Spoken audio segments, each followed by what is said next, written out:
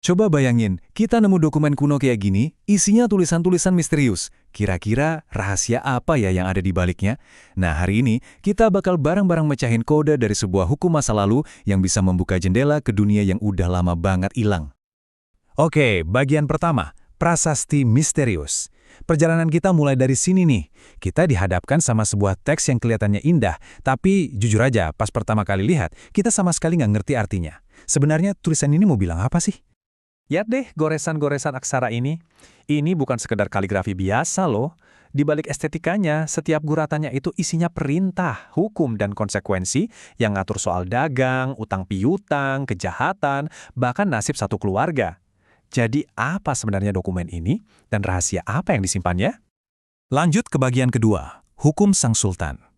Buat mecahin teka-teki ini kita perlu mundur jauh, ke abad ke-17 di Lampung. Tujuannya? Buat cari tahu siapa sih yang bikin hukum ini, dan apa maksud dibalik aturan-aturan yang kedengerannya keras banget ini.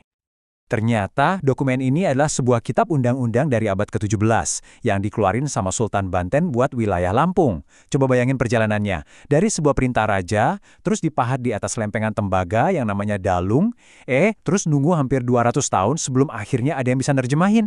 Luar biasa kan perjalanan waktunya? Nah, yang bikin kita geleng-geleng kepala itu betapa lengkapnya hukum ini. Ada lebih dari 70 peraturan loh yang ngatur hampir semua aspek kehidupan masyarakat. Mulai dari cara berdagang sampai hukuman buat maling. Ini bukan cuma aturan biasa, ini bukti kekuasaan mutlak sang sultan atas rakyatnya. Masuk ke bagian 3, lada, utang, dan hukuman. Oke, sekarang kita bedah lebih dalam lagi isi hukumnya. Dari sini, kita bakal ngerasain betul kerasnya realitas kehidupan di bawah kekuasaan sultan pada masa itu. Slide ini nunjukin betapa pentingnya sebuah terjemahan. Di kiri kita lihat aksara aslinya yang artistik banget. Terus di kanan hasil terjemahannya yang mengubah tulisan indah ini jadi perintah-perintah yang nyata dan seperti yang bakal kita lihat seringkali sangat brutal. Salah satu hukum yang paling bikin syok itu soal utang. Jadi kalau ada pejabat disebutnya ponggawa yang nggak bisa bayar utang, hukumannya bukan cuma hartanya disita. Aturan ini bilang dia harus menyerahkan istri dan anak-anaknya ke si penagih utang. Kebayang? Seluruh keluarga jadi jaminannya. Konsep keadilan zaman dulu tuh jelas beda banget sama sekarang. Ada yang namanya hukuman kolektif. Kalau ada seorang laki-laki dihukum mati karena merampok, penderitaannya nggak berhenti di dia aja. Istri dan anak-anaknya yang nggak salah apa-apa bakal dijadiin budak oleh penguasa. Satu orang berbuat salah, seluruh keluarga yang nanggung akibatnya.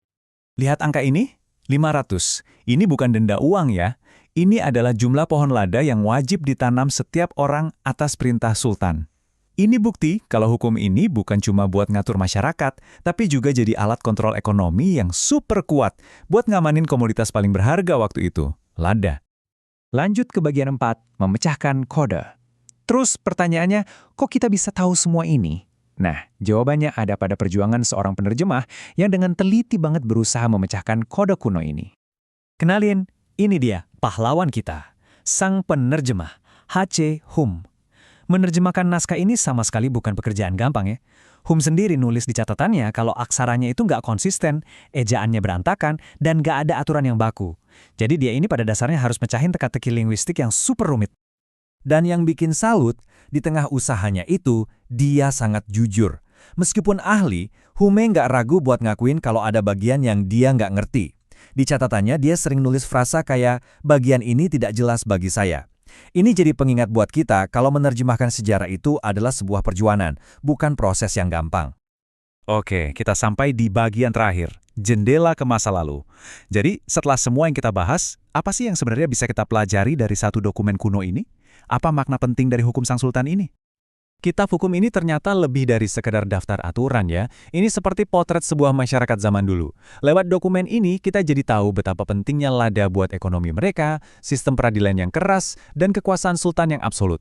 Tapi yang paling penting, ini adalah sebuah penghargaan atas kerja keras para sejarawan dan ahli bahasa yang bikin kita bisa mendengar lagi suara-suara dari masa lalu. Berhasil memecahkan kode dalung ini adalah sebuah pencapaian besar. Tapi, ini juga meninggalkan satu pertanyaan besar buat kita semua. Kalau satu dokumen ini aja butuh perjuangan luar biasa untuk dipahami, berapa banyak lagi ya sejarah, cerita, hukum, dan suara-suara lain yang masih terkunci rapat nunggu buat ditemukan. Mungkin sejarah yang kita tahu sekarang ini cuma puncak gunung esnya saja.